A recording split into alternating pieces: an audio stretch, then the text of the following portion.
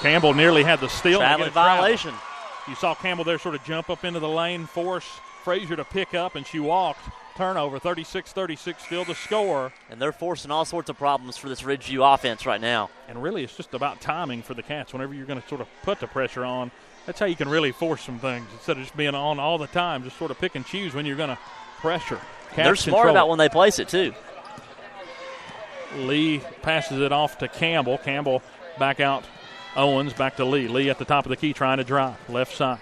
Now Brianna Owens checks in, takes a long jumper, misses. A rebound comes down to Counts as Ridgeview will take it back up the floor, 36-36 the score. Layup missed short. That was an easy look for Counts, and the Cats dodged a bullet there. Like I said, I feel like sometimes you just get too nervous by being that wide open. Taylor Owens flings a three. It got tipped, but she almost made it, got her own board. Missed again, and the board is off on the floor. It goes back to Owens. Bounced off two Ridgeview players. Now Lee looking to drive, goes up with the right hand, underhand miss. Board goes to You have to capitalize on those opportunities. Trying to push in transition, and Ridgeview turns it over on the other end. A little too home run happy. Tried to get it down the floor. Counts couldn't corral it, and no harm, no foul there as it'll go back to the Bearcats. And now Frazier will call a timeout. Donnie Frazier not happy with the way the Wolfpack are playing, and I'm sure Coach Timmons also likes getting a couple of timeouts burned here in the third period. We got 59 seconds, or I don't know what the time is really. They put up the timer for the timeout, so pardon me. We'll get to that here in a minute. But, wow. I think it's near a minute. My goodness, Dylan. No team's making headway either way. You had two offensive rebounds on this side and still wasn't able to come up with something here. You see Bree Owens playing some big minutes for her. Maybe these are the minutes we're looking for out of her tonight. Almost hit that shot, and I about went ecstatic. Yeah, Brianna doesn't get a whole lot of playing time, but she was looking to make a shot here in the region. She about did, too. Taylor Owens had a couple of shots there to take from the floor, couldn't hit them. And seemed like Taylor's just not hitting here for whatever reason this afternoon. I think right now it's been a while since we've called Allie Sidnor's name. I know we called her at the start of this second half, so see if we can get her back involved. Again, the timeout brought to you by State Line Motors on Euclid Avenue in Bristol. The 20-6 Ridgeview Wolfpack and the number one seed Virginia High Bearcats, 15-9 on the year. This is a 1 versus 2 matchup. Again, the winner goes to the Region 2D Championship game Saturday and also automatically qualifies for the state tournament coming up next week. So that's everything you're on the looking line. for. It's Bearcat ball to open up this second period as Ridgeview nearly gets a turnover. Maya Lee able to come away with it. It was nearly before it went out of bounds. Brianna Owens still on the floor for the Cats as Taylor Owens now has it. It's Taylor Owens, Amaya Lee, Allie Sidnor, Jada Campbell, and Brianna Owens. I might have called Brianna twice, but it's fine. You got counts. You got counts on Sidnor. I look for that matchup a lot here. Allie Sidnor had it for a minute, gave it back out to the right wing to Amaya Lee.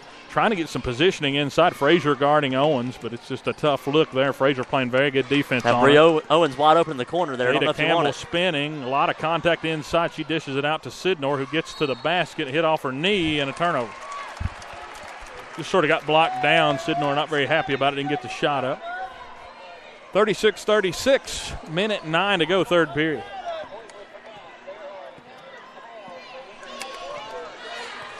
And laid the press off back there. Tried to let them get across the midcourt line. See what they come up with here. Sutherland bringing it up the floor as they'll let Frazier sort of play off the ball here for a little bit at least. 51 seconds to go, third period, and a turnover. Allie Sidnor comes away with the steal, driving. Let Frazier foul you. Against two. A little too late getting to the basket, and Frazier fouls her behind the basket. Sidnor just waited almost for Frazier to foul her before she acted like she was going to take the shot. I think it's the best move you could have done there by Allie. But just really a lack of wherewithal there as Frazier now with 3 fouls with 44 seconds to go here in the third period. And she just kind of shrugs off there to her dad, the head coach. First free throw up and in. Cats take a 1-point lead, 37-36. You know, Coach Sidnor usually does the play-by-play with us, or has been some this year. He wouldn't do it tonight. He said he'll be here Saturday if we win. 44 seconds to go. Sidnor's second free throw up and in, and the Cats take a 2-point lead, 38-36. Ridgeview brings it back up the floor past the timeline. Frazier is off the floor at the moment as they've checked in Shelby Rose here for the final minute of this third period. All over. And a foul called on Bree, I believe. On Brianna Owens. Yeah, one there on the body contact.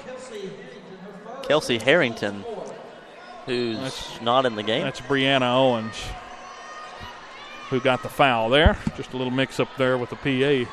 Shaylin Sutherland passed it up, gave it out to Nyla Gully. Gully driving, double-teamed on the baseline, nowhere to go. Traveling violation has to be. She got it out. Inside they go. A missed shot inside and a turnover. Jada Campbell strips it out of the hand, and the Cats trying to push in transition. Campbell driving, goes up with a left hand, misses. Offensive board goes to Sidnor. She'll put it back up. Got it. Drained it. Physical for the Cats. Earned that one, that's for sure. 1 second left. Ridgeview doesn't get the shot off as they floated up after the buzzer, and they're frustrated over there in the black and light blue, and the Cats rolling heading into this fourth period. They lead the Ridgeview Wolfpack 40-36, and boy, we got a good finish coming up. That was the longest quarter of basketball that I think I've ever witnessed in my life. I felt like it was 15 minutes, didn't it? So the Cats lead it going into the fourth by 4 points. I think what you have to note is Bailey's coming back in here to start this fourth period. Let's take a quick timeout, Mark. I don't know how many we're going to get. We'll be right back. So I'm a cat, and I just moved in with this new human, and she's got this little toy she's always playing with, all day long. Tap, tap, tap, tap, bloop, bloop. She can't put it down. There it is. Oh, and get this. She even talks to it. Last week, she asked it for Chinese, and guess what? Egg rolls showed up. Like magic. Humans have cool toys. A person is the best thing to happen to a shelter pet. Be that person. Adopt. Brought to you by the Ad Council and the ShelterPetProject.org. Welcome back. Getting set to start the fourth period. Lady Cats lead it 40-36 as we head in to the final period. Again, elimination game here for the first or the semifinal of the Region 2D tournament for the girls varsity. Is again just an exciting game to this point between the number 1 and number 2 seeds. Let's take a look at the scoring. Allie Sidnor has 17 to this point. Jada Campbell second in scoring with 12. The third highest score is a tie with 4 points. Kerrigan Bailey and Taylor Owens. That's where we sit. As far as that goes, Cats control it to open the fourth period, leading by 4 points. Yeah, 3 Cats who've played every single minute thus far. Jada Campbell, Miley, and Allie Sidnor.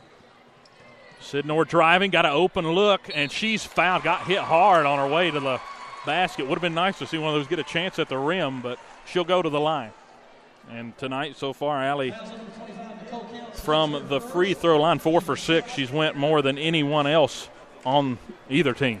She went 6 times. That counts first, so she had one to give. First free throw misses strong. Stays a 4-point lead for the Cats with 7:48 to go. And they've got this Ridgeview team right on their heels. This isn't a team that's used to being pushed around. As second free throw up and in. 5-point lead for the Cats. Largest lead of the day, 41-36. You got Frazier back in the game here as well. Yeah, Bailey Frazier guarded by Sidnor, and that seems to be the matchup that the Cats have liked to this point. And a turnover as they try to get it out to Counts, and she lost it on the pass. Wasn't anybody really guarding her. She was just coming off a screen. Threw it straight out of bounds as Amaya Lee brings it up the floor. Let's see what the Cats do here, leading by 5 with 7.5 to go in the fourth period. Taylor Owens works off a screen. Now Sidnor trying to drive, trying to spin on the left block. Now gets it to Bailey, working inside. A lot of contact, no foul, and a miss, and Bailey fouls, trying to get her own board, and that's 4, and you can't do that. And you know, she's played 10 minutes thus far, or I guess 11 minutes now this whole game, and for us to be ahead by 5 points is a miracle in my eyes. Now De Leon will check in for Bailey, and you know Coach Tim is trying to hold on to Bailey as long as he can because that's one of the few posts this Bearcat team has. You can't afford to get those kind of frustration fouls down on the block. As after the foul, it'll be Ridgeview ball. De Leon out on the floor.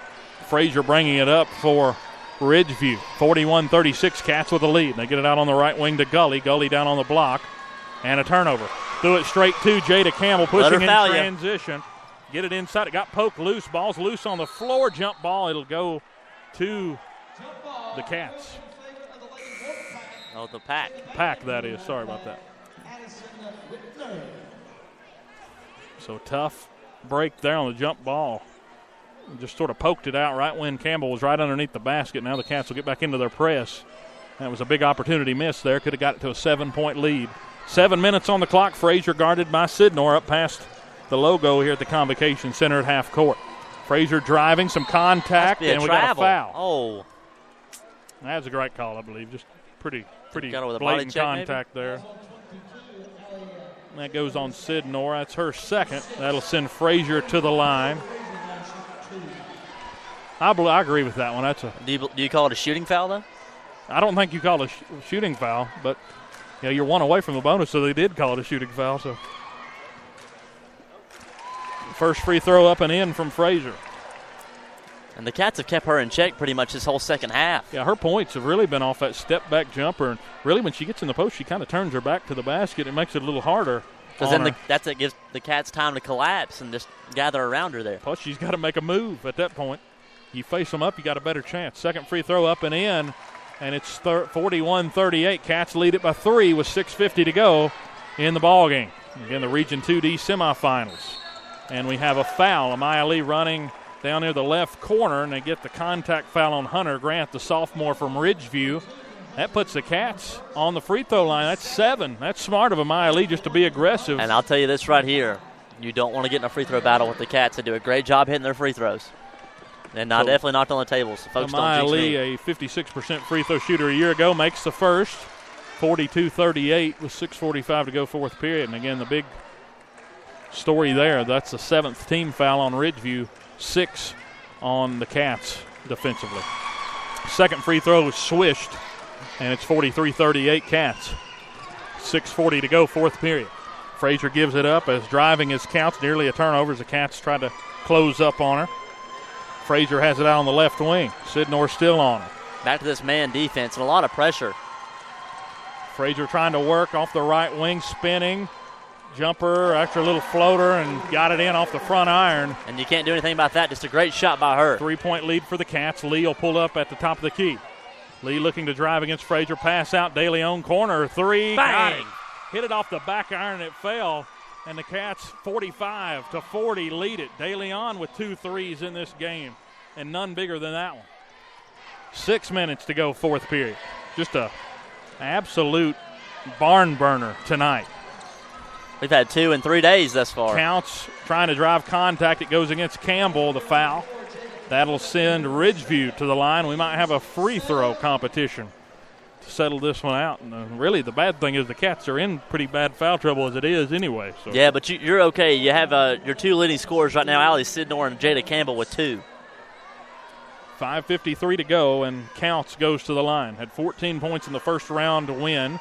As it'll be a 1-and-1. The foul was on the floor. First free throw short. Owens comes down with the board. Big miss there. Amaya Lee gets it as Sidnor had it for a second. Now Amaya Lee up to the top of the key, back out. Sidnor looking to drive. Now she'll pull back out behind the 3-point line. Baseline drive, a lot of contact. Lee gets her own board. Bounce pass out. Jumper from 15. Yeah. Got it. Taylor Owens for a long 2. 47-40. Cats back to a 7-point advantage. And Virginia High's just finding their way right now. Great look by Amaya Lee to get that pass out and hit that shot. Good patient possession there for the Cats. They get it inside and an easy look underneath as Gully gets an easy lay-in with the left hand. Coach Timmons not happy as he calls, or Wolfpack call a timeout. Coach Timmons talking to the girls. 5:14 to go, and it is a 47-42 ball game marked. 32nd timeout brought to you by State Line Motors on Euclid Avenue in Bristol. So we go back to that third quarter. The Cats outscored Ridgeview 14-9. So we've seen they've held Ridgeview to 9 points in each of the last 2 quarters.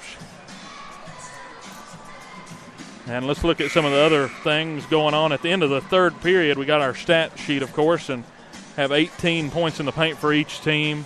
Second chance points, the Cats actually have 10 second chance points to Ridgeview's 9. And fast break, Ridgeview leading in that category 7-4. And what the story doesn't tell is that's the tale of 2 halves. I mean, the first half, Ridgeview was getting every second chance point they could, and now the tables have turned in Virginia High's favor. Cats have it here after the make from Ridgeview and the timeout. Taylor Owens will inbound it to Allie Sidnor down right beside the baseline as they'll look to drive. They got it in transition. There's Jada Campbell driving baseline. A lot of contact inside, no foul, and a rebound goes to the defensive of Ridgeview, and the Cats end up getting it on a turnover. It batted it back out. Amaya Lee had it, and they really gained another possession here with 4:57 to go, fourth period. Maybe I collapse whenever the fans getting loud, man, but I'm antsy right now. Amaya Lee driving left hand, hit off the front, missed, and the board goes to Ridgeview as Counts drug it down. Couch looking to push in transition. Good bounce pass underneath, but they have to get it back out. Three-pointer, Frazier wide open, missed it. And now Sidnor got a lot of contact.